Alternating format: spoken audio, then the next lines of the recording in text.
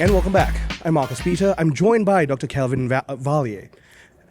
And he is Professor of Philosophy and Director of Research at the Institute of American Constitutional Thought and Leadership. He joins us today to talk about a series of issues, but I want to begin with the recent pivot in his area of research. Kevin, thank you for joining us. How are you? Oh, I'm doing very well, thank you. I'm very glad to be able to reconnect with you. I get to reconnect with you at least once a year. Yes, this is year 3, I think. Year 3, that's right. So, in the past, you and I have talked about questions on post-liberalism, integralism. Can we just briefly touch on that? But from there, I'd like you to share how you've made a pivot in some of your areas of research and why that is. Yeah, so I take it that what the Catholic post-liberal is trying to do is recover what they see as an underemphasis in liberal democratic societies on the common good, and the way in which particularly liberal ideology, liberal political doctrines, but also to a lesser extent liberal institutions have been poisonous to the common good. But it's not just the common good as a generic category. It's not merely the temporal common good, but their unique emphasis is on the duty of states, at least under the guidance of the church, to promote the supernatural common good, to advance corporate salvation in Christ. And so their call was towards a more sacramental and liturgical political form. And I found this compelling in the sense that it sounds pretty good. On paper. But I also had a lot of worries about what would be required in order to achieve it. And my view ultimately in my work, in my 23 book, All the Kingdoms of the World, was that even if things went well, even in ideal theory, there would be 2 problems. One, the system probably wouldn't be stable given the human tendency to pluralism, even if we could get there. And also, it would be very difficult to avoid imposing religious coercion on the unbaptized. And so I think functionally, even an ideal integralist regime would be unjust. But on top of that, there's a non-ideal problem, which is transitioning to integralism would require massive injustice on Catholic terms, because it would require the suppression of pluralism. Now, there's much more going on in the book, because I also defend integralism and give what I regard as the best arguments for it. I think there's a nice argument from church history and doctrine. And I also think there's a case to be made that if, as Catholics think society should promote the natural good, they also have reason to think it should promote supernatural good because of the union between those two goods. And so that was roughly the book. Is I assessed the arguments for and against integralism. And as I see it, Catholic integralism is sort of 200-proof post-liberalism. The post-liberals say we should be promoting the common good and resisting liberal atomization. But the integralist says the only way to do that is for the Catholic Church to guide the state's development. However, in recent years, a number of things have happened that I thought would energize post-liberals, but did not. And this in particular was the vice presidency of J.D. Vance, who is good friends with Patrick Deneen, appeared at who's a post-liberal but not an integralist, who has appeared at his book launch, and knows all the arguments, is very familiar with it. And I thought that would indicate a noticeable post-liberal presence in the administration that's been absent. It's been absent on the permissive policy towards the abortion pill, which has shocked me. It has been absent in Vance's comments on the Pope. For instance, telling the Pope that he should focus on morality, not politics. I mean, he sounds like JFK. And for someone who knows all their arguments, who's obviously brilliant, anyone who watched the vice presidential debate knows that, to simply repeat the most liberal arguments about the role of the papacy in public life. I mean, this is someone who understands the argument. He knows that the purpose of the Pope speaking out on war is for the salvation of souls, right? For people to be involved in promoting an unjust war is a danger to the salvation of souls. The Pope has a solemn duty to act in this way. He knows that. He's telling the Pope and Catholics, well, he shouldn't be doing this. There could be nothing less integralist about that. And so it made me realize that they're actually a lot less influential than I thought. If even one of their most well-educated men takes power, which was their whole goal, and the American post-liberals anyway, the British, were less optimistic about worldly politics. If they got their friend as vice president, and even this happened their influence and power was much less. So then the question was, well, who is getting all of their policy? Who is getting everything they want out of this administration? And the answer is Peter Thiel and the tech right. They've gotten no regulation of AI. And lately, the only AI company they have regulated is the one that's the most left-leaning, Anthropic. And so what I started to think about was, well, if we're worried about threats to kind of liberal constitutionalism, and not liberal in the sort of autonomy or progressivist sense, but in the classical liberal sense, it would be very interesting if it was coming from the people that were against regulation and that were in many ways libertarian. And so I needed to start thinking about the technology that they were producing that was giving them more wealth and power. Because initially I was at least thought they were fellow travelers. And so I started to think about the development of AI and its sort of political economy. And I started working in 2024 on modeling it and trying to think about what's actually transformative about AI and what isn't, because I think there's a lot of confusion about it. And so a lot of the discussion has even the discussion itself has been quite ephemeral. Yes, it's irrelevant in some ways because the people critical of AI don't understand how the tools actually work. And so they can't actually be effective critics of it. And that's partly understandable because the technology is improving faster than any technology ever. And so it's very hard to track the developments. But I just decided, and I told the Lord this long ago, I said as a Christian political philosopher, I just said, look, if something like the internet comes along, I am not going to allow the church to be dominated by another technological advance the secularists control. I'm Eastern Orthodox Christian. This happened to the Orthodox Church in Russia, and it created probably 1 million martyrs because the Marxists quote unquote understood political economy. And then they could offer something that the Orthodox Church did not know how to respond to. And I said, look, I'm going to understand this, and Christians have to co-govern this technology. And luckily, Pope Leo and I converged. I mean, not that I'm smarter or better than him in any way. He called you up and consulted on No, in no way. But I was very heartened by Magnifica. Because I think that Pope Leo has the same view. And in the project I'm working on now, I think there's a huge amount of harmony. And so many of your listeners will be much more familiar with Magnifica. But I can frame what I think in light of what he thinks. What people, I think, there are a couple of things I think people don't understand about Magnifica. One is it's a work of political philosophy, not of ethics or metaphysics. And the reason for that is very much in line with Leo XIII. And the message is this: if we don't understand power relations in the new economic order, we won't even be able to address the other questions because they'll be shut down by the people who control capital and power. And I think what Leo is saying is that, in effect,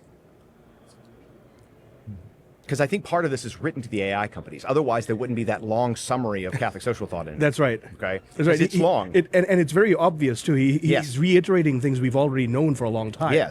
And one thing he's trying to do there is build Francis into the tradition. But he did it in, I think, an ingenious and wildly underappreciated way.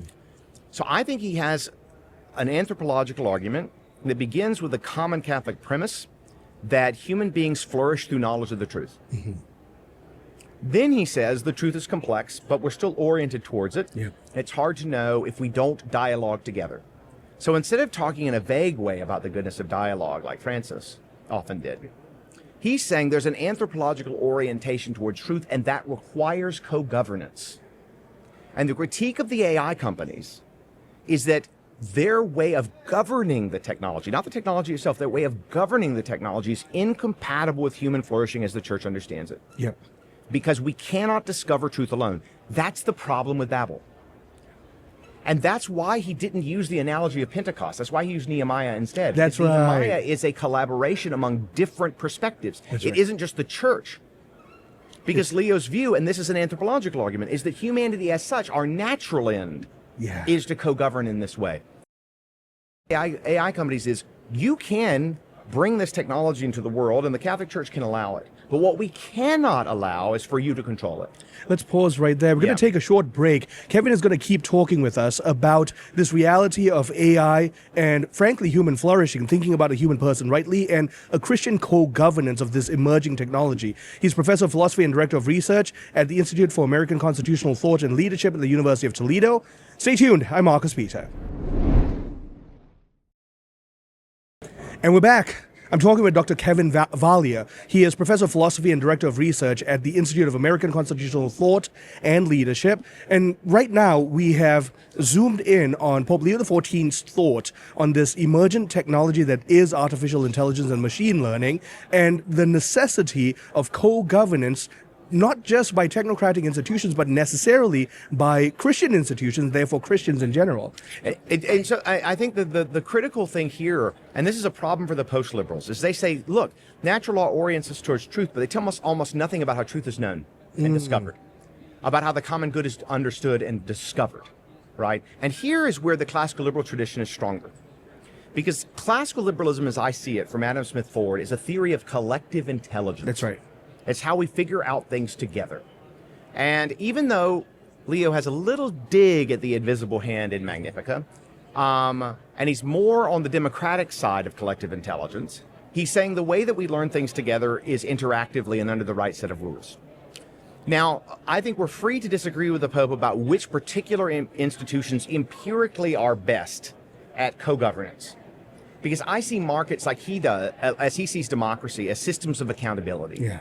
I think democracy is part of accountability. It's just an incomplete picture. Yep. But that's a throwaway line in Magnifica.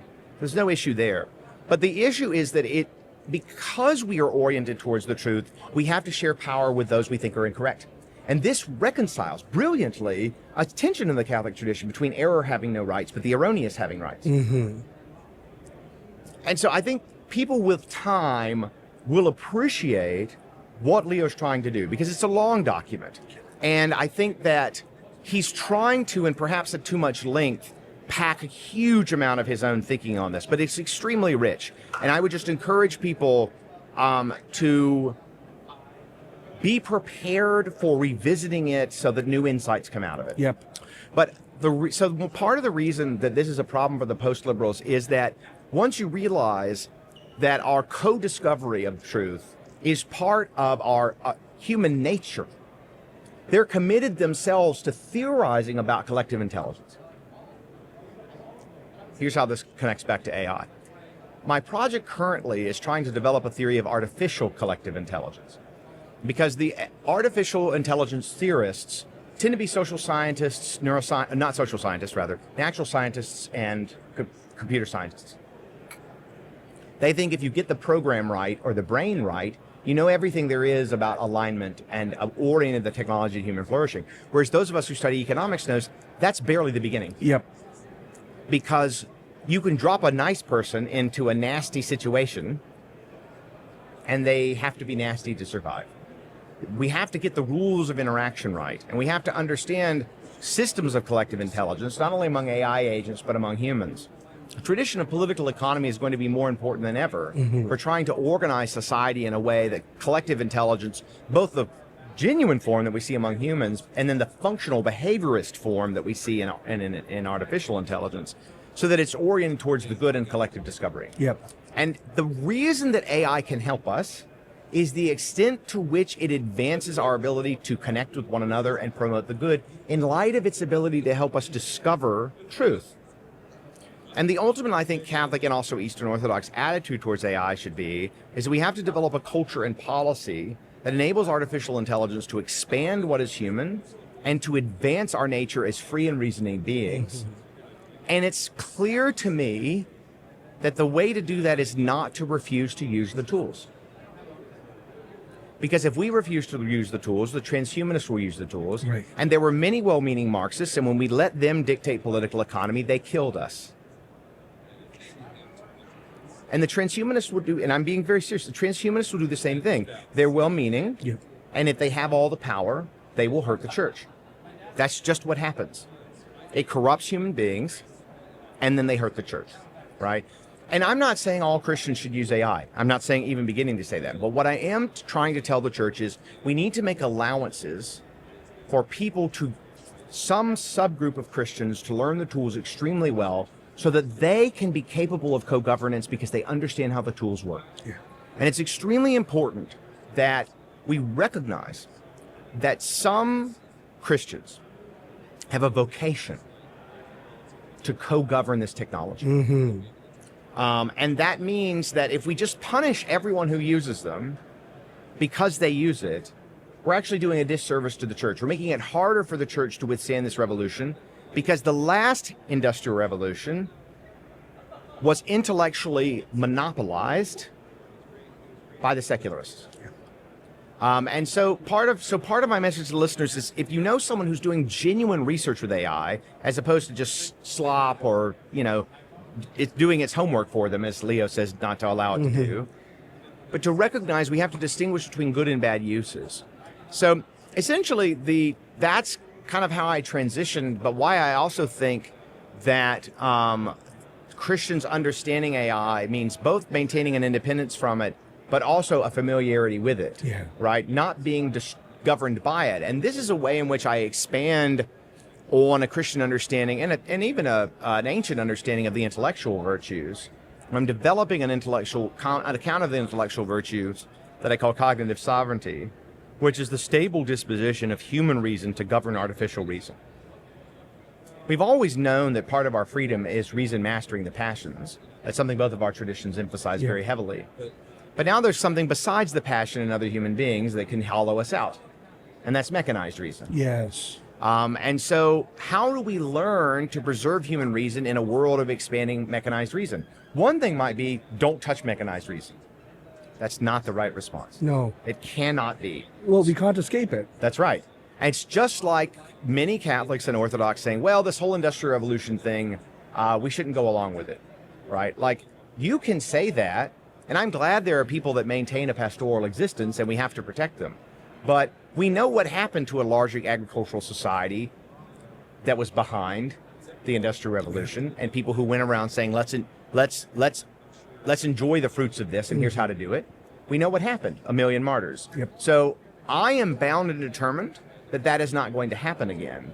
And my main message to Christians right now is to say, like, let's not repeat that error. Let's be wary of the problems, but also not be reflexively hostile to it. Yeah. More and more, I've been at the forefront of a lot of this AI conversation as well, and frankly, just teaching on Magnificat Humanitas.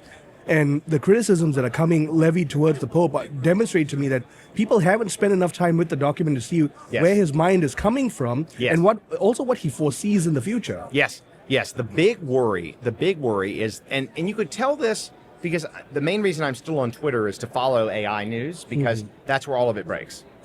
And watching the reaction to Magnifica was to focus on paragraph 99, which is just the one on, well, AI isn't true human intelligence. They weren't willing to ask themselves, are we accumulating too much power? And while the AI companies say things towards this, even they understand they're not going to unilaterally do the right thing because their commercial incentives don't go that way. I think Anthropic has made some good choices in this regard, better than OpenAI and certainly better than XAI. And DeepMind, is probably better than OpenAI, but worse than Anthropic. But they can't do it alone.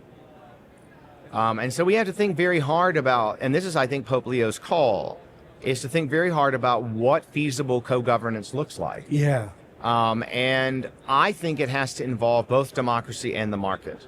And I don't know the best combination of things. But my piece that I'm trying to add is to take the tradition of political economy, which in many ways is the theory of collective intelligence, and to apply that theory of collective intelligence to AI. Because I think if Adam Smith was right about human agents, he's right about AI agents too. Yep. The principles are still sound and applicable. Yes. Well, Kevin, time always flies when I speak with you. Thank you so much. That was not only brilliant, I really hope we can continue this conversation. Sure. Thank you so much. My guest has been Kevin Vallier, Dr. Kevin Vallier, Professor of Philosophy and Director of Research at the Institute for American Constitutional Thought and Leadership at the University of Toledo. And we've been essentially talking about the necessity of people of faith, the church, really engaging in the co-governance of the development of AI technology. Stay tuned. I'm Marcus Peter.